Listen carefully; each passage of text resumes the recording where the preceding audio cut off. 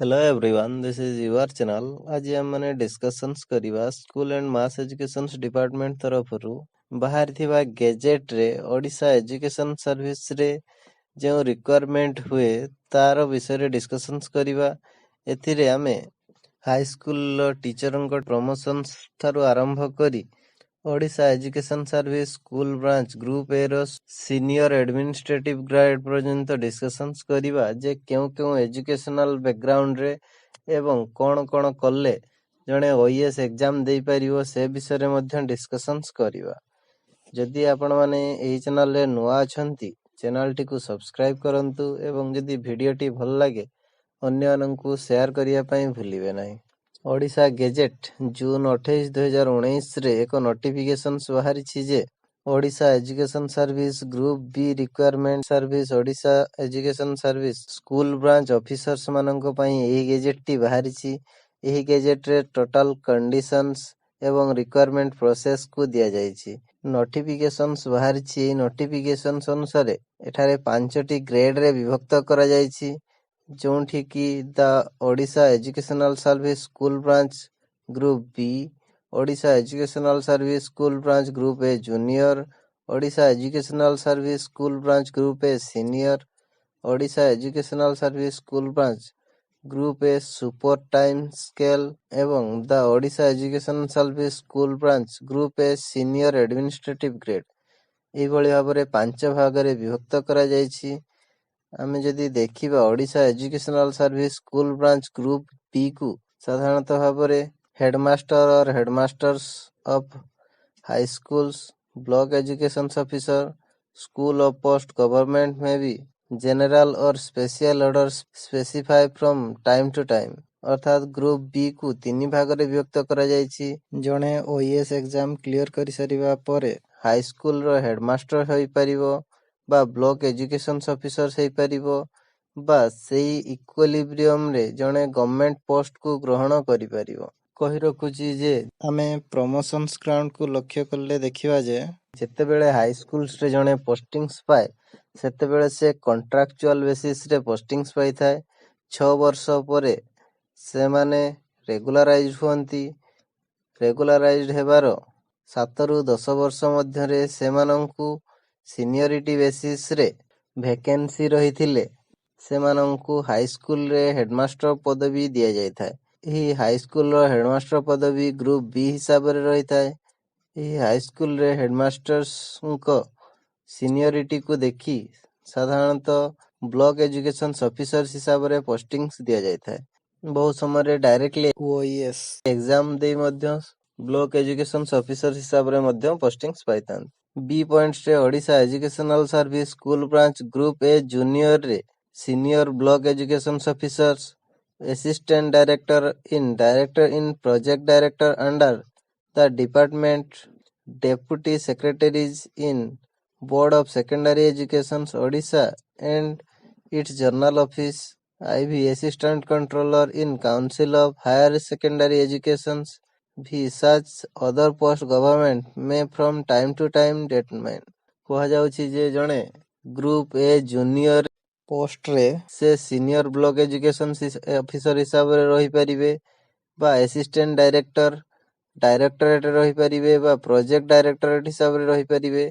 Deputy secretaries in board secondary education Odisha its general office रे मध्य रही परिबे।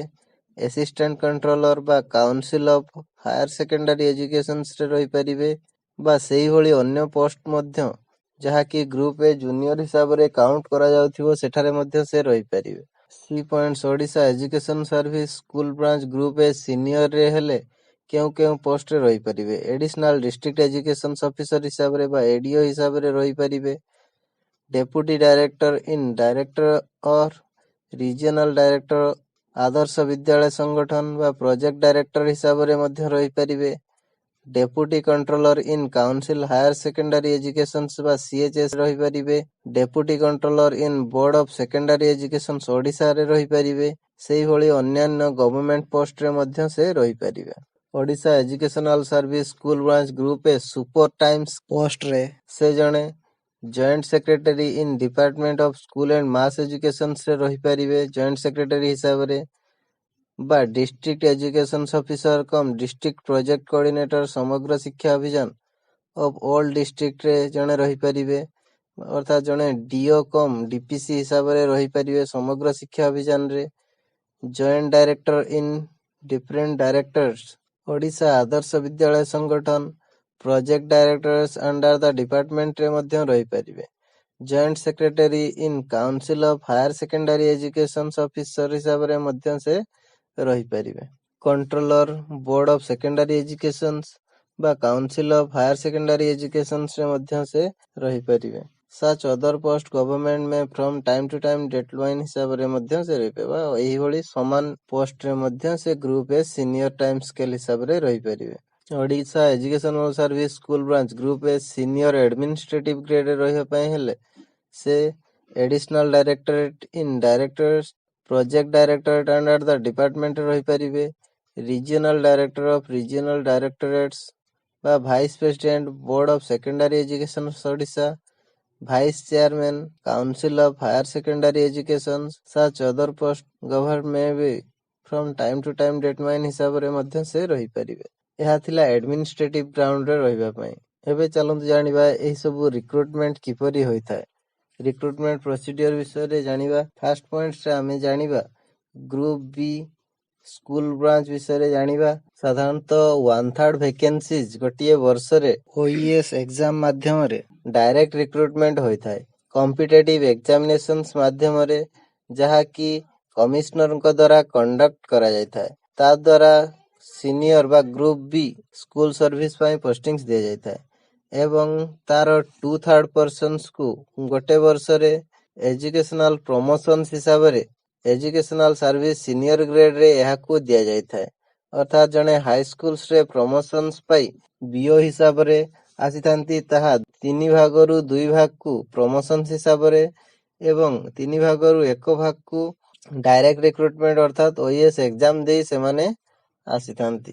Odisha educational service school branch group A ଜୁନିୟରରେ ପୋଷ୍ଟିଂସ ପାଇବା ପାଇଁ ହେଲେ ପ୍ରଥମେ 50% ପ୍ରମୋସନ୍ସ ମାଧ୍ୟମରେ ଓଡ଼ିଶା ଏଲିମେଣ୍ଟାରୀ ଏଜୁକେସନ ସର୍ଭିସରୁ ଆସିଥାନ୍ତି ଏବଂ ଆଉ 50% ଓଡ଼ିଶା ଏଜୁକେସନାଲ ସର୍ଭିସରେ ଡାଇରେକ୍ଟ ରିକ୍ରୁଟମେଣ୍ଟ ହୋଇଥାଏ ଅନ୍ୟାନ୍ୟ ଡିପାର୍ଟମେଣ୍ଟର ପ୍ରମୋସନ୍ସ ମାଧ୍ୟମରେ। ଏସବୁ ପାଇଁ ମଧ୍ୟ ରିଜର୍ଭେସନ୍ସ ରହିଥାଏ। ସିଡ୍ୟୁଲ କାଷ୍ଟ ଏବଂ ସିଡ୍ୟୁଲ ଟ୍ରାଇବ ପାଇଁ ମଧ୍ୟ ଏହାର ରିଜର୍ଭେସନ୍ସ ବା ଭେକେନ୍ସିଜ୍ ରହିଥାଏ। 1975 ଆକ୍ଟ ହିସାବରେ ଏସବୁରେ ରିଲାକ୍ସେସନ୍ସ ରହିଥାଏ। SEBC, women's, sports persons, disability, ex servicemen's ଏମାନଙ୍କ ପାଇଁ ମଧ୍ୟ ସମୟ ହିସାବରେ ଯେଉଁ ରୁଲ ରହିଛି ସେହି ହିସାବରେ ଭେକେନ୍ସିଜ୍ କ୍ରିଏଟ୍ କରାଯାଇଥାଏ। ଡାଇରେକ୍ଟ ରିକ୍ରୁଟମେଣ୍ଟ କିପରି ହୋଇଥାଏ? ସ୍କୁଲ ରିକ୍ୱାରମେଣ୍ଟ ବା ଓଇଏସ୍ ସ୍କୁଲ ବ୍ରାଞ୍ଚ ଗ୍ରୁପ ବି ରେ ସାଧାରଣତଃ ଡାଇରେକ୍ଟ ରିକ୍ରୁଟମେଣ୍ଟ ଓଇଏସ୍ ଏକ୍ଜାମ ଦେଇ ଜଣେ ଡାଇରେକ୍ଟ ରିକ୍ରୁଟମେଣ୍ଟ ପାଇପାରିଥାନ୍ତି। ଏହା ସାଧାରଣତଃ କମ୍ପିଟେଟିଭ ଏକ୍ଜାମ ମାଧ୍ୟମରେ ହୋଇଥାଏ। ଡାଇରେକ୍ଟ ରିକ୍ରୁଟମେଣ୍ଟଟି ଏହା କମିଶନରଙ୍କ ମାଧ୍ୟମରେ ଭେକେନ୍ସି ରିସିପ୍ଟକୁ ଆଡଭର୍ଟାଇଜମେଣ୍ଟ ମାଧ୍ୟମରେ ଓଡ଼ିଆ ଡେଲି ନ୍ୟୁଜ୍ ପେପର ଏବଂ ନ୍ୟାସନାଲ ଡେଲି ନ୍ୟୁଜ୍ ପେପର ମାଧ୍ୟମରେ ଏହାକୁ ଇଣ୍ଟିମେଟ୍ କରାଯାଇଥାଏ। ସେକେଣ୍ଡ ପଏଣ୍ଟରେ କୁହାଯାଉଛି କମ୍ପିଟେଟିଭ ଏକ୍ଜାମ ସାଧାରଣତଃ ଡାଇରେକ୍ଟ ରିକ୍ରୁଟମେଣ୍ଟ ଗୁଡ଼ିକ ଗଭର୍ଣ୍ଣମେଣ୍ଟଙ୍କ ସମୟ ହିସାବରେ ଭେକେନ୍ସିଜକୁ ଲକ୍ଷ୍ୟ କରି ବର୍ଷରେ ଦିଆଯାଇଥାଏ। ଏହା ସାଧାରଣତଃ ରିଟେନ୍ ଏକ୍ଜାମିନେସନ୍ସ ମାଧ୍ୟମରେ କମିଶନରଙ୍କ ଦ୍ୱାରା କନସଲ୍ଟ କରାଯାଇ ଡିପାର୍ଟମେଣ୍ଟରେ ପୋଷ୍ଟିଂସ ଦିଆଯାଇଥାଏ। ଏହାର ଏଲିଜିବିଲିଟି କ୍ରାଇଟେରିଆ ସେ ଜଣେ ଭାରତୀୟ ନାଗରିକ ହୋଇଥିବେ, 10 କ୍ଲାସରେ ଓଡ଼ିଆ ସବଜେକ୍ଟସକୁ ଫାର୍ଷ୍ଟ, ସେକେଣ୍ଡ ବା ଥାର୍ଡ ଲାଙ୍ଗୁଏଜ ହିସାବରେ ରଖିଥିବେ, +2 ବା ହାୟର ସେକେଣ୍ଡାରୀ ଏକ୍ଜାମିନେସନ୍ସରେ ଓଡ଼ିଆକୁ ସବଜେକ୍ଟ ହିସାବରେ ରଖିଥିବେ, ସେ ବିଏସସି ଓଡ଼ିଶାରେ 10th ଏକ୍ଜାମ ଦେଇ ପାସ୍ କରିଥିବେ, ସେ 32 ବର୍ଷରୁ 21 ବର୍ଷ ମଧ୍ୟରେ ହୋଇଥିବା ଆବଶ୍ୟକ। ଯେଉଁ ବର୍ଷ ଫର୍ମ ବାହାରିବ ତାର 1 ଜାନୁଆରୀ ଭିତରେ, କିନ୍ତୁ ରିସେଣ୍ଟଲି ଆମେଣ୍ଡମେଣ୍ଟ ହିସାବରେ ଏହାକୁ ରିଲାକ୍ସେସନ୍ସ କରାଯାଇ 5 ବର୍ଷର ରିଲାକ୍ସେସନ୍ସ ଦିଆଯାଇଛି। ଅର୍ଥାତ୍ ଜେନେରାଲ କ୍ୟାଣ୍ଡିଡେଟ୍ସଙ୍କ କ୍ଷେତ୍ରରେ ଏହାର ହାୟର ଏଜ୍ ଲିମିଟକୁ 32, 5, 37 ବର୍ଷକୁ କରାଯାଇଛି। ଏସସି ଏସଟି ମାନଙ୍କ କେସରେ ଏବଂ ଓମେନ୍ସ ମାନଙ୍କ କେସରେ ମଧ୍ୟ ଏହାକୁ ବଢ଼ାଯାଇ 43 ବର୍ଷ ପର୍ଯ୍ୟନ୍ତ ରଖାଯାଇଛି। ଅର୍ଥାତ୍ ଜଣେ 43 ବର୍ଷ ବୟସ ପର୍ଯ୍ୟନ୍ତ ଏହି ଏକ୍ଜାମକୁ ଦେଇପାରିବ ବୋଲି କୁହାଯାଉଛି। ଡି ପଏଣ୍ଟରେ କୁହାଯାଉଛି ସେ ବ୍ୟାଚଲର୍ସ ଡିଗ୍ରୀ ଆର୍ଟ୍ସ ସାଇନ୍ସ କିମ୍ବା କମର୍ସରେ ଏବଂ ମାଷ୍ଟର୍ସ ଡିଗ୍ରୀ ଏଜୁକେସନ୍ସରେ ଏବଂ ତାଙ୍କର ଜେନେରାଲ କମ୍ପ୍ୟୁଟର ଆପ୍ଲିକେସନ୍ସ ନଲେଜ ରହିଥିବା ଆବଶ୍ୟକ। ଡବଲ ଆଇ ପଏଣ୍ଟରେ କୁହାଯାଉଛି ସେ master degree in arts science କିମ୍ବା କମର୍ସରେ କରିଥିବା ଦରକାର ଏବଂ ବ୍ୟାଚଲର୍ସ ଡିଗ୍ରୀ ଇନ୍ ଏଜୁକେସନ୍ସ କରିଥିବା ଦରକାର ଏବଂ କମ୍ପ୍ୟୁଟର ଆପ୍ଲିକେସନ୍ସ ନଲେଜ ରହିଥିବା ଆବଶ୍ୟକ। ବା ସେ ଇଣ୍ଟିଗ୍ରେଟେଡ୍ ବିଏ ବିଏଡ୍ ବା ବିଏସସି ଅନର୍ସ ବିଏଡ୍ ତା ସହିତ ମାଷ୍ଟର ଡିଗ୍ରୀ ଆର୍ଟ୍ସ କିମ୍ବା science with common computer knowledge ରହିଥିବା ଆବଶ୍ୟକ ବୋଲି କୁହାଯାଉଛି। 4 ନମ୍ବର ପଏଣ୍ଟରେ କୁହାଯାଉଛି ସେ ଯେଉଁ ଏକାଡେମିକ୍ କ୍ୱାଲିଫିକେସନ୍ସ ଯେଉଁ ଇନଷ୍ଟିଚ୍ୟୁଟ୍ ବା ବୋର୍ଡରୁ ଗ୍ରହଣ କରିଥିବେ ସେହି ବୋର୍ଡର ଏଫିଲିଏସନ୍ ସାର୍ଟିଫିକେଟ୍ ରେକଗ୍ନାଇଜ୍ଡ ବୋର୍ଡ ଅଣ୍ଡରରୁ କରିଥିବା ଆବଶ୍ୟକ ବୋଲି କୁହାଯାଉଛି। 5 ପଏଣ୍ଟରେ କୁହାଯାଉଛି ଯେଉଁ ଟ୍ରେନିଂ କ୍ୱାଲିଫିକେସନ୍ସକୁ ସେ ନେଇଥିବେ ସେହି ଟ୍ରେନିଂ କ୍ୱାଲିଫିକେସନ୍ସର ଏଫିଲିଏସନ୍ସ ଇକ୍ୱିଭେଲେନ୍ସ ଏବଂ ଏନସିଇଟି ରେକଗ୍ନାଇଜ୍ଡ ହେଇଥିବା ଆବଶ୍ୟକ। 6 ନମ୍ବର ପଏଣ୍ଟରେ କୁହାଯାଉଛି ତାଙ୍କର ଗୁଡ୍ କ୍ୟାରେକ୍ଟର ସାର୍ଟିଫିକେଟ୍ସକୁ ସେ ସବମିଟ୍ କରିବେ। ଯେଉଁ ଇନଷ୍ଟିଚ୍ୟୁଟରେ ସେ ପୂର୍ବରୁ ପଢୁଥିଲେ ତାଙ୍କ ପ୍ରଫେସର୍ସ ବା ପ୍ରିନ୍ସିପାଲଙ୍କ ଠାରୁ ଏହି ଗୁଡ୍ କ୍ୟାରେକ୍ଟର ସାର୍ଟିଫିକେଟ୍ସକୁ ଆଣି ଡିପୋଜିଟ୍ କରିବେ ଏବଂ 2 ଜଣ ରେସ୍ପେକ୍ଟେବଲ୍ ପର୍ସନ୍ସଙ୍କ ଠାରୁ ଏହି ସାର୍ଟିଫିକେଟ୍ସକୁ ଆଣି ସବମିଟ୍ସ କରିବା ପାଇଁ କୁହାଯାଉଛି। ତାଙ୍କ ପ୍ରାଇଭେଟ୍ ଲାଇଫ୍ ସହିତ ଜଡ଼ିତ ଥିବେ କିନ୍ତୁ ଯିଏକି ତାଙ୍କ ଚିହ୍ନାରେ ହୋଇନଥିବେ ବା ତାଙ୍କ ରିଲେଟିଭ୍ ଭାବରେ ସେମାନେ ରହିନଥିବେ। ନୋଟ୍ସରେ କୁହାଯାଉଛି ଯେଉଁ ସବୁ ସାର୍ଟିଫିକେଟ୍ସ ବା ମାର୍କସିଟ୍ସ ଗୁଡ଼ିକ ରହିବ ଏବଂ ଗୁଡ୍ କ୍ୟାରେକ୍ଟର ସାର୍ଟିଫିକେଟ୍ ସେସବୁକୁ ଏଟେଷ୍ଟେଡ୍ କରାଯାଇଥିବା ଦରକାର ନିଜ ଦ୍ୱାରା ଏବଂ ଏହା ଫୁଲ୍ ସିଗ୍ନେଚର ହୋଇଥିବା ଆବଶ୍ୟକ, ନଚେତ୍ ଏହାକୁ ଡିସ୍କ୍ୱାଲିଫାଇ କରାଯିବ ବୋଲି କୁହାଯାଇଛି। 7 ନମ୍ବର ପଏଣ୍ଟରେ କୁହାଯାଉଛି ସାଉଣ୍ଡ ହେଲ୍ଥ ହେଇଥିବା ଆବଶ୍ୟକ, ଗୁଡ୍ ଫିଜିକ୍ସ ହେଇଥିବା ଆବଶ୍ୟକ ଏବଂ ତାଙ୍କର ଆକ୍ଟିଭିଟି ହ୍ୟାବିଟ୍ସ ଭଲ ହୋଇଥିବା ଆବଶ୍ୟକ। ତାଙ୍କର ଅର୍ଗାନିକ୍ ଡିଫେକ୍ଟସ୍ ବା ଫିଜିକାଲ ଏବଂ ମେଣ୍ଟାଲ କଣ୍ଡିସନ୍ସ ଠିକ୍ ରହିଥିବା ଆବଶ୍ୟକ ବୋଲି କୁହାଯାଉଛି। କୁହାଯାଉଛି ଯେ ଯେଉଁମାନେ ଫିଜିକାଲ ହ୍ୟାଣ୍ଡିକ୍ୟାପ୍ଟ ସାର୍ଟିଫିକେଟ୍ସ ସବମିଟ୍ସ କରିବେ ଷ୍ଟେଟ୍ ମେଡିକାଲ ବୋର୍ଡଙ୍କ ଦ୍ୱାରା ତାଙ୍କ ପ୍ରତି ଥିବା ରିଲାକ୍ସେସନ୍ସକୁ ଏକ୍ସେପ୍ଟେବଲ୍ ବୋଲି କୁହାଯାଉଛି। 8 ନମ୍ବର ପଏଣ୍ଟରେ କୁହାଯାଉଛି ଯେଉଁମାନେ ଗଭର୍ଣ୍ଣମେଣ୍ଟ ଜବରେ ରହିଥିବେ ବା ଇନ୍ ସର୍ଭିସରେ ରହିଥିବେ ସେମାନଙ୍କ ପାଇଁ କୁହାଯାଉଛି ଯେ ସେମାନେ ପ୍ରପର ଚ୍ୟାନେଲରେ ଏହାକୁ ଆପ୍ଲାଏ କରିବା ଆବଶ୍ୟକ। ପ୍ରପର ଚ୍ୟାନେଲ କହିଲେ ଏଠାରେ ଆମେ ବୁଝିବା ଯେ ସେମାନେ ଯେଉଁ ବିଦ୍ୟାଳୟରେ ରହିଛନ୍ତି ସେହି ଏଚ୍ଏମ୍ଙ୍କ ଥ୍ରୋରେ ବିଓଙ୍କୁ ଇନଫର୍ମ କରିବେ ଏବଂ ବିଓଙ୍କ ଠାରୁ ନୋ ଅବଜେକ୍ସନ ସାର୍ଟିଫିକେଟ୍ସକୁ ପ୍ରପର ଚ୍ୟାନେଲରେ ସେମାନେ ଆପ୍ଲାଏ କରିବା ପାଇଁ କୁହାଯାଉଛି। 9 ନମ୍ବର ପଏଣ୍ଟରେ କୁହାଯାଉଛି ଯେ ସେମାନଙ୍କର ୱାନ୍ ସ୍ପାଉସ୍ ଲିଭିଂ ହେଉଥିବା ଆବଶ୍ୟକ କିନ୍ତୁ ଓମେନ୍ସ ମାନଙ୍କ କେସରେ ସେମାନେ ମ୍ୟାରେଜ କରୁଛନ୍ତି ସେ ଏକାଧିକ ସ୍ତ୍ରୀ ବିଶିଷ୍ଟ ହୋଇଥିଲେ ମଧ୍ୟ ସେହି ମହିଳା ଜଣଙ୍କ ଏହା ପାଇଁ ଆପ୍ଲାଏ କରିପାରିବେ ବୋଲି କୁହାଯାଉଛି। 10 ନମ୍ବରରେ କୁହାଯାଇଛି ଏଲିଜିବିଲିଟି ଫର ଆଡମିସନ୍ସ କମିଶନରଙ୍କ ଦ୍ୱାରା ଫାଇନାଲାଇଜ କରାଯାଇଥିବା ଏଲିଜିବୁଲ କ୍ୟାଣ୍ଡିଡେଟ୍ସ ହିଁ ଫାଇନାଲ ବୋଲି କୁହାଯାଉଛି ଏକ୍ସାମିନେସନ୍ସ ପାଇଁ। ସେକେଣ୍ଡ ପଏଣ୍ଟରେ କୁହାଯାଉଛି କମିଶନରଙ୍କ ଦ୍ୱାରା ଏଲିଜିବୁଲ ହୋଇଥିବା ଫାଇନାଲ ଏକ୍ସାମିନେସନ୍ସରେ ଏକ୍ସାମିନର ମାନଙ୍କୁ ରିଟେନ୍ ଏକ୍ସାମିନେସନ୍ସରେ କମିଶନରଙ୍କ ତରଫରୁ ଏକ ଆଡମିସନ ସାର୍ଟିଫିକେଟ ଦିଆଯାଇଥାଏ ବା ଏହା ପରବର୍ତ୍ତୀ ସମୟରେ ଅଲଗା ଅଲଗା ହୋଇପାରେ। ସି ପଏଣ୍ଟରେ କୁହାଯାଉଛି ଏହି ସାର୍ଟିଫିକେଟ୍ସକୁ ବା ଏକ୍ସାମିନେସନ ହଲକୁ ଯିବା ପୂର୍ବରୁ ଶୋ କରାଇବା ପାଇଁ ପଡ଼ିଥାଏ। ଯେଉଁମାନଙ୍କ ପାଇଁ ଏହି ସାର୍ଟିଫିକେଟ ଅଫ୍ ଆଡମିସନ୍ସକୁ ଇସ୍ୟୁ କରାଯାଇନଥାଏ ସେମାନଙ୍କୁ ଏକ୍ସାମ ହଲରେ ଆଡମିଟ୍ କରିବା ପାଇଁ ଦିଆଯାଇନଥାଏ। 11 ପଏଣ୍ଟରେ କୁହାଯାଇଛି ଫି ଫର ଆଡମିସନ୍ସ ରିକ୍ୱାରମେଣ୍ଟସ୍ ପାଇଁ ଯେତିକି ଆମାଉଣ୍ଟସକୁ ଫି ଚାର୍ଜ କରାଯାଇଥାଏ ତାହା ରିଫଣ୍ଡେବୁଲ ହୋଇନଥାଏ ଏବଂ ଏହି ଆମାଉଣ୍ଟସକୁ କେଉଁ ମୋଡରେ ନିଆଯିବ ତା ବିଷୟରେ ମଧ୍ୟ ଡେସ୍କ୍ରିପସନ୍ସ ଯେତେବେଳେ ପୋଷ୍ଟିଂସ୍ ବାହାରିବ ତା ଉପରେ ଦିଆଯାଇଥିବ ବୋଲି କୁହାଯାଇଛି। କେଉଁ କେଉଁ ଗ୍ରାଉଣ୍ଡରେ ଡିସ୍କ୍ୱାଲିଫାଇ କରାଯିବ ସେ ବିଷୟରେ କୁହାଯାଇଛି। ଜଣେ କ୍ୟାଣ୍ଡିଡେଟ୍ ହେବା ପାଇଁ ଯଦି ଯୋଗ୍ୟ ନ ହୁଅନ୍ତି ଅର୍ଥାତ୍ ତାଙ୍କର ଯଦି କ୍ୱାଲିଫିକେସନ୍ସ ଏବଂ ସେହି ହିସାବରେ ସମସ୍ତ ଡକୁମେଣ୍ଟେସନ୍ସ ଠିକ୍ ନଥାଏ ତାହେଲେ ସେ ଡିସ୍କ୍ୱାଲିଫାଇ ହେବେ ଏବଂ ଯେତିକି ଆମାଉଣ୍ଟସ୍ କୁହାଯାଇଛି ପେଡ୍ କରିବା ପାଇଁ ଯଦି ସେ ପେଡ୍ ନ କରନ୍ତି ତାହେଲେ ସେ ଡିସ୍କ୍ୱାଲିଫାଇ ହେଇଯିବେ। 13 ନମ୍ବର ପଏଣ୍ଟରେ କୁହାଯାଇଛି ମେରିଟ୍ ଲିଷ୍ଟକୁ କିପରି ଭାବରେ ଫରୱାର୍ଡ କରାଯାଏ। କମିଶନରଙ୍କ ଦ୍ୱାରା ଏହି ମେରିଟ୍ ଲିଷ୍ଟକୁ ପ୍ରିପେୟାର କରାଯାଇଥାଏ ଏବଂ ଯେଉଁମାନେ କ୍ୱାଲିଫାଏ ହୁଅନ୍ତି ସେହି କ୍ୟାଣ୍ଡିଡେଟ୍ସ ମାନଙ୍କୁ scheduled caste, scheduled tribe, reservation category ହିସାବରେ ଏହାକୁ ଫାଇନାଲାଇଜ୍ କରାଯାଇଥାଏ ଏବଂ ଏହା ଫାଇନାଲାଇଜ୍ ହେଲା ପରେ ଗଭର୍ଣ୍ଣମେଣ୍ଟଙ୍କ ପାଖକୁ ଆଡମିନିଷ୍ଟ୍ରେଟିଭ୍ ଡିପାର୍ଟମେଣ୍ଟକୁ ଏହାକୁ ପଠାଯାଇଥାଏ। 2 ନମ୍ବର ପଏଣ୍ଟରେ କୁହାଯାଉଛି ଯଦି 2 ଜଣ କ୍ୟାଣ୍ଡିଡେଟ୍ସଙ୍କର ଇକ୍ୱାଲ୍ ମାର୍କସ୍ ରହିଥାଏ ସେହି କଣ୍ଡିସନ୍ସରେ ଯିଏ ରିଟେନ୍ ଏକ୍ଜାମିନେସନ୍ସରେ ହାଏଷ୍ଟ ମାର୍କ ରଖିଥାନ୍ତି ତାଙ୍କୁ ପ୍ରଥମ ସ୍କୋପ୍ ଦିଆଯାଇଥାଏ। ଯଦି 2 ଜଣଙ୍କର ରିଟେନ୍ ଏକ୍ଜାମିନେସନ୍ସରେ ମଧ୍ୟ ସମାନ ମାର୍କ ଥାଏ ସେହି କଣ୍ଡିସନ୍ସରେ ତାଙ୍କର ହାଏଷ୍ଟ ମାଷ୍ଟର୍ସ ଡିଗ୍ରୀରେ ଯାହାର ଅଧିକ ମାର୍କ ରହିଥାଏ ତାଙ୍କୁ ପ୍ରଥମ ଚାନ୍ସ ମିଳିଥାଏ। 15 ପଏଣ୍ଟରେ କୁହାଯାଇଛି ପେନାଲ୍ଟି। ଯଦି ସେ କୌଣସି ଭୁଲ ଡିକ୍ଲାରେସନ୍ସ ଦେଇଥାନ୍ତି ତାହେଲେ କମିଶନରଙ୍କ ଦ୍ୱାରା ଯଦି ସେମାନେ ଗିଲ୍ଟି ଫାଉଣ୍ଡ କରାଯାଏ ତାହେଲେ ସେ ଯଦି କୌଣସି ଟେମ୍ପରିଂ କରିଥାନ୍ତି ବା ଇନକରେକ୍ଟ ଇନଫର୍ମେସନ୍ସ ଦେଇଥାନ୍ତି ବା ଇରେଗୁଲାର ବା ଇମ୍ପ୍ରପାର ମିନିଂସରେ କୌଣସି କାର୍ଯ୍ୟ କରିଥାନ୍ତି ବା ତାଙ୍କ ବିରୁଦ୍ଧରେ ଯଦି କୌଣସି କ୍ରିମିନାଲ ପ୍ରସିକ୍ୟୁସନ୍ସ ରହିଥାଏ ସେହି କଣ୍ଡିସନ୍ସରେ ତାଙ୍କୁ ପେନାଲ୍ଟି ହିସାବରେ ଏକ୍ଜାମିନେସନ୍ ଆପିୟରାନ୍ସକୁ ଡିସ୍କ୍ୱାଲିଫାଇ କରାଯାଇଥାଏ ଏବଂ ତାଙ୍କ ବିରୁଦ୍ଧରେ ଗଭର୍ଣ୍ଣମେଣ୍ଟଙ୍କ ତରଫରୁ କିଛି ରୋକ୍ ଲଗାଯାଇଥାଏ ଏକ୍ଜାମିନେସନ୍ ପ୍ରୋସିଡିଓର ପାଇଁ। 16 ନମ୍ବର ପଏଣ୍ଟରେ କୁହାଯାଉଛି ଯେଉଁ କ୍ୟାଣ୍ଡିଡେଟ୍ସ ମାନଙ୍କର ନେମ୍ ଆପଏଣ୍ଟମେଣ୍ଟ ଲିଷ୍ଟରେ ବାହାରି ସାରିଥିବ ଯଦି ସେମାନଙ୍କୁ ଆପଏଣ୍ଟମେଣ୍ଟ ଦେବା ବାଧ୍ୟତାମୂଳକ ନୁହେଁ ବୋଲି କୁହାଯାଉଛି।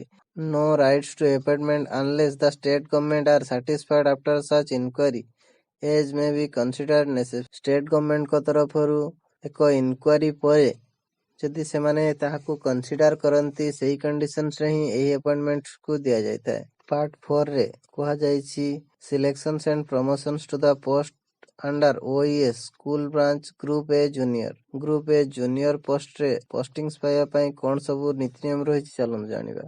Reporting and vacancies and ଆଡଭର୍ଟାଇଜମେଣ୍ଟସ୍।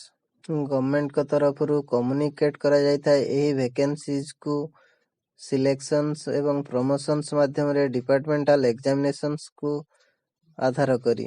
ଏଥିରେ ଯେଉଁ ସବୁ ରିଜର୍ଭେସନ୍ସ ରହିଥାଏ ସେଗୁଡ଼ିକକୁ ମଧ୍ୟ ଗ୍ରହଣ କରାଯାଇଥାଏ। କମିଶନରଙ୍କ ତରଫରୁ ଏହି ଭେକେନ୍ସିଜକୁ ପବ୍ଲିଶ କରାଯାଇଥାଏ ଓଡ଼ିଆ ଡେଲି ନ୍ୟୁଜ୍ ପେପରରେ ଏବଂ ନ୍ୟାସନାଲ ଡେଲି ନ୍ୟୁଜ୍ ପେପରରେ। ଯେଉଁମାନେ ଇନ୍ ସର୍ଭିସରେ ରହିଥାନ୍ତି କ୍ୟାଣ୍ଡିଡେଟ୍ସ ସେମାନଙ୍କୁ ଡିପାର୍ଟମେଣ୍ଟାଲ ଏକ୍ଜାମିନେସନ୍ସରେ ଏପିଆର ହେବା ପାଇଁ ପଡ଼ିଥାଏ। ସେକେଣ୍ଡ ପଏଣ୍ଟରେ କୁହାଯାଉଛି competitive departmental examinations.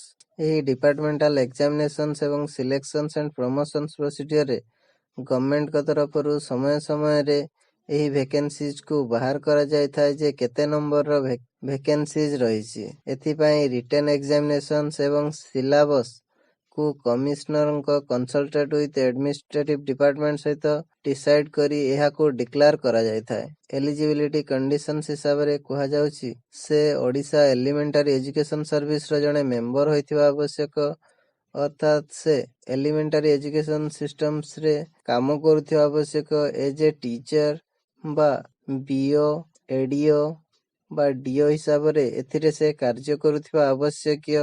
Odisha subordinate education service, Odisha educational service school branch group Bରେ ଏଟଲିଷ୍ଟ 10 ବର୍ଷରେ ସେ କାର୍ଯ୍ୟ କରୁଥିଲେ। ଯେଉଁ ବର୍ଷ ପୋଷ୍ଟିଂସ୍ ବାହାରିବ ସେହି ବର୍ଷର 1 ଜାନୁଆରୀ ପର୍ଯ୍ୟନ୍ତ ଏହି ସର୍ଭିସକୁ ସେ ରହିଥିବା ଆବଶ୍ୟକୀୟ। ସ୍କୁଲ ବ୍ରାଞ୍ଚ ଗ୍ରୁପ Bରେ ଜଣେ 10 ବର୍ଷ କାର୍ଯ୍ୟ କଲେ ସେ ଗ୍ରୁପ ଏ ଜୁନିୟର ବ୍ରାଞ୍ଚକୁ ଆସିପାରିବ ବୋଲି କୁହାଯାଉଛି। B ପଏଣ୍ଟରେ କୁହାଯାଉଛି ତାଙ୍କର ମିନିମମ୍ 45 ବର୍ଷର ଏଜ୍ ହୋଇଥିବା ଆବଶ୍ୟକ ସେହି ବର୍ଷ 1 ଜାନୁଆରୀ ସୁଦ୍ଧା। C ପଏଣ୍ଟରେ କୁହାଯାଉଛି ସେ bachelor's degree arts, commerce, science ଏବଂ ମାଷ୍ଟର୍ସ ଡିଗ୍ରୀ ଇନ୍ ଏଜୁକେସନ କରିଥିବା ଆବଶ୍ୟକ ଏବଂ କମ୍ପ୍ୟୁଟରରେ ବେସିକ୍ ନଲେଜ ରହିଥିବା ଆବଶ୍ୟକ। ସେକେଣ୍ଡ ପଏଣ୍ଟରେ କୁହାଯାଉଛି ସେ ମାଷ୍ଟର ଡିଗ୍ରୀ ଆର୍ଟସ, ସାଇନ୍ସ କିମ୍ବା କମର୍ସରେ କରିଥିବା ଆବଶ୍ୟକ ଏବଂ ତାଙ୍କ ପାଖରେ bachelor's degree in educations B.Ed ରହିଥିବା ଆବଶ୍ୟକ ବା ଏବଂ କମ୍ପ୍ୟୁଟରରେ କମନ ନଲେଜ ରହିଥିବା ଆବଶ୍ୟକ। ଥାର୍ଡ ପଏଣ୍ଟରେ କୁହାଯାଉଛି ସେ ଇଣ୍ଟିଗ୍ରେଟେଡ୍ BA B.Ed ବା BSc B.Ed କରିଥିବା ଆବଶ୍ୟକ ରିଜିଓନାଲ କଲେଜରୁ ଏବଂ ମାଷ୍ଟର୍ସ ଡିଗ୍ରୀ ରହିଥିବା ଦରକାର ଏବଂ ତା ସହିତ କମ୍ପ୍ୟୁଟର ନଲେଜ ମଧ୍ୟ ଆବଶ୍ୟକୀୟ। D ପଏଣ୍ଟରେ କୁହାଯାଉଛି ଯେଉଁମାନଙ୍କ ପାଖରେ ଏହି ମିନିମମ୍ କ୍ୱାଲିଫିକେସନ୍ସ ଠାରୁ ଅଧିକ କ୍ୱାଲିଫିକେସନ୍ସ ରହିଥିବ ତାର କୌଣସି ୱେଟେଜ ରହିବ ନାହିଁ ବୋଲି କୁହାଯାଉଛି ମେରିଟ୍ ଲିଷ୍ଟ ବା ସିଲେକ୍ସନ ଲିଷ୍ଟ ସମୟରେ।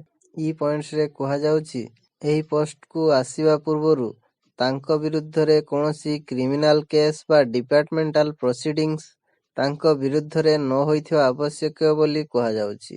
ନୋଟ୍ସରେ କୁହାଯାଉଛି ହାଇସ୍କୁଲ ଏକ୍ସାମିନେସନ୍ସ ଏବଂ ସିସିଆର ଏବଂ ସେସବୁ ସମସ୍ତ ସାର୍ଟିଫିକେଟ୍ସରେ ଏଟେଷ୍ଟେଡ୍ ଏବଂ ସେଲ୍ଫ ଏଟେଷ୍ଟେଡ୍ କପିରେ ଫୁଲ୍ ସିଗ୍ନେଚର ରହିଥିବା ଦରକାର କ୍ୟାଣ୍ଡିଡେଟ୍ସଙ୍କର।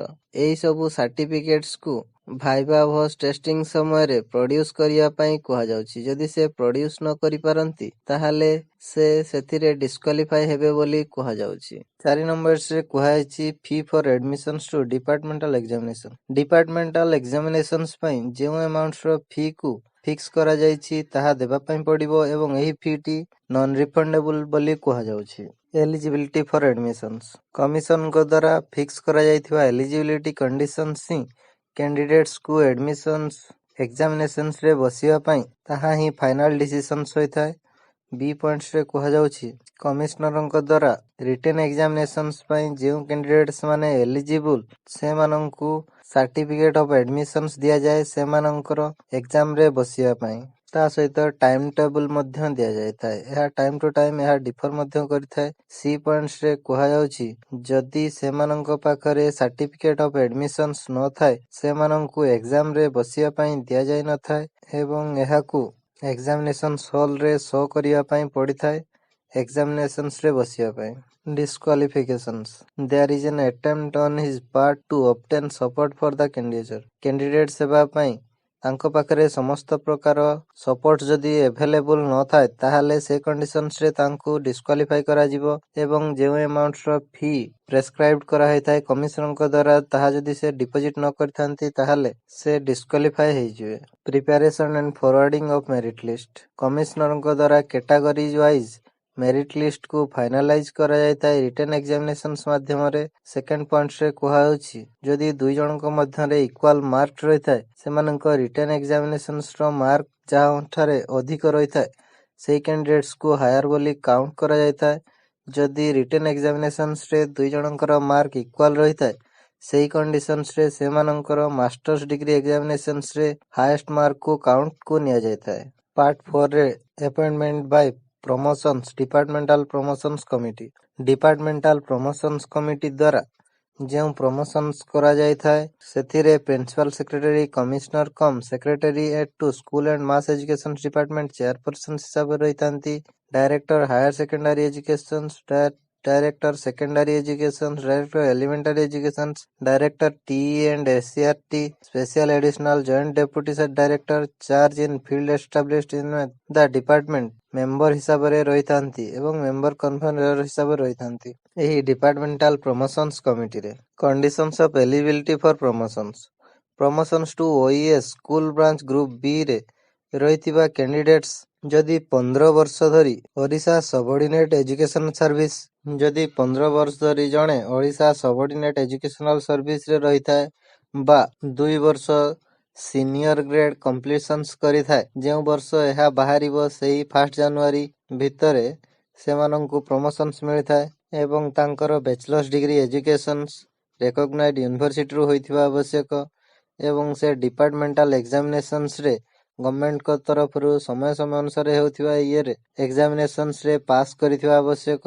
ଏହା ଥିଲା ସ୍କୁଲ ବ୍ରାଞ୍ଚ ଗ୍ରୁପ ବିରୁ ଆସିବା ପାଇଁ। ଯଦି ସେ ଗ୍ରୁପ ଏ ଜୁନିୟରରେ ରହିଥାନ୍ତି ସେହି କଣ୍ଡିସନ୍ସରେ ସେ ଡାଇରେକ୍ଟଲି ସିଲେକ୍ଟେଡ ବା ଆପଏଣ୍ଟେଡ କରାଯାଇଥାନ୍ତି ଓଇଏସ୍ ଟୁ ସ୍କୁଲ ବ୍ରାଞ୍ଚର ଡାଇରେକ୍ଟ ରିକ୍ରୁଟମେଣ୍ଟ ମାଧ୍ୟମରେ ବା ସେ ଯଦି 6 ବର୍ଷ ଧରି ଓଇଏସ୍ ଟୁ ସ୍କୁଲ ବ୍ରାଞ୍ଚରେ ରହିଥାନ୍ତି ତାଙ୍କୁ ମଧ୍ୟ ସେହି ପ୍ରମୋସନ୍ସ ମାଧ୍ୟମରେ ଡିପାର୍ଟମେଣ୍ଟାଲ ପ୍ରମୋସନ୍ସ କମିଟି ଦ୍ୱାରା ଏହି ପ୍ରମୋସନ୍ସକୁ ଦିଆଯାଇଥାଏ।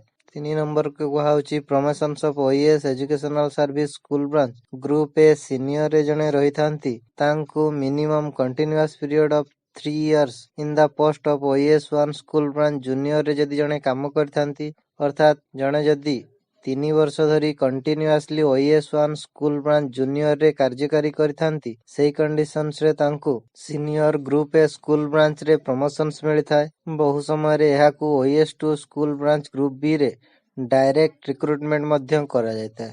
जदि से मिनिमम कंटिन्यूअसली 6 वर्ष धरी Odisha educational service school branch class 2 रे रही से कंडीशंस रे डायरेक्टली तांको group A senior school branch रे प्रमोशंस मिलता है। 4 नंबर पॉइंट रे कहा promotions to Odisha educational service school branch group A super time scale को जदि प्रमोशंस पाइबार अछि सही कंडीशंस रे तांको कंटिन्यूअसली मिनिमम 2 वर्ष धरी Odisha educational service school branch senior रे कार्य करिया पई पड़े बा तांको 10 वर्ष धरी continuously educational school service branch रे क्लास 2 ऑफिसर हिसाब रे कार्य करिया पई पड़िଥାଏ। 5 नंबर पॉइंट्स रे कुहा जाउछि जे promotions to Odisha educational service school branch group A senior administrative group को जीवा पई तांको मिनिमम कंटिन्यूअसली 15 वर्ष धरी Odisha educational service school branch class 2 officer हिसाब रे कार्य करिया पई पड़िଥାଏ।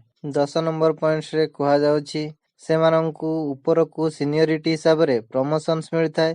यह direct recruitment departmental examinations merit list को यह को कमिश्नर को द्वारा प्रिपेयर करी दिया जायଥାଏ सीनियरिटी बेसिस रे। जो समय रे डायरेक्ट रिक्रुटमेंट एवं प्रमोशनल ग्रेड कथा आसे दुई जनक मध्य रे कंपेयर करा गले सीनियरिटी को दृष्टि रखी यही प्रमोशंस को दिया जायଥାଏ। यही सिलेक्शंस कमिटी गुडी को civil service zone 1988, Odisha civil service zone 1992, Odisha civil service rule 2003, Odisha reservation and vacancy post of the service act 1975 एवं अन्यान्य रूल हिसाब रे एही सिलेक्शंस कमिटी द्वारा यह को फाइनलाइज करा जायଥାଏ। एही सिलेक्ट लिस्ट को किपरि बाहर करा जाय कमिश्नरक द्वारा यह को प्रस्तुत करा जायଥାଏ एवं गवर्नमेंट को द्वारा यह को अप्रूव्ड करा जाय एही सिलेक्शन लिस्ट को बाहर करा जायଥାଏ। सेकंड पॉइंट रे कहा जाउछि यह को 1 वर्ष मध्य रे कार्यकारी करिया पई कहा जायଥାଏ जेते पर्यंत अन्य एक सिलेक्ट लिस्ट प्रिपेयर होई न जायछि।